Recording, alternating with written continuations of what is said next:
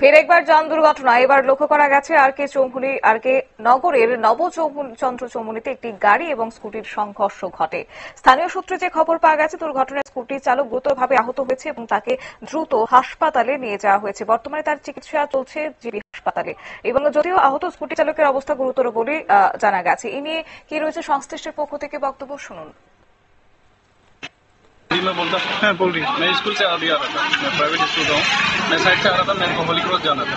मैं आराम से आ रहा था तो ये दो लोग को वहाँ से आए, तो वो बालू के साइड में वो लोग टर्निंग लिया तो उसमें उन लोग का स्लिप हो गया। आप देख सकते हो अभी भी वो लोग का टायर का स्लिप हो रहा है। तो मैं यहाँ से आते वो लोग का स्पीड का गाड़ी जो आके वो लोग का साइड मेरा बॉर्डर में लगा। तो उसके बाद मैं भी जहाँ पे मेरे को उसने टक्कर मारा वहीं पे मैं ब्रेक मारा। तो जाके अभी गाँव का लोग ने बोला तो मैंने यहाँ पे साइड किया गाड़ी फायर ब्रिगेड के लिए। आपका नाम? मेरा श्री। तो बाइक कहाँ से आ रहा था? ये स्कूटी यहाँ से आ रहा था। আপনারা শুনলেন ওনার বক্তব্য। অবশ্য এই দুর্ঘটনার পরপরই স্থানীয় লোকজন খবর দেয় দমকল বাহিনীর কর্মীকে এবং তারপরে দমকল বাহিনীর কর্মীরা সেই রক্তাক্ত অবস্থায় স্কুটি চালককে উদ্ধার করে জিবি হাসপাতালে পাঠিয়েছে। অন্যদিকে এই গোটা ঘটনা নিয়ে পুলিশ অবশ্য তদন্তে নেমেছে।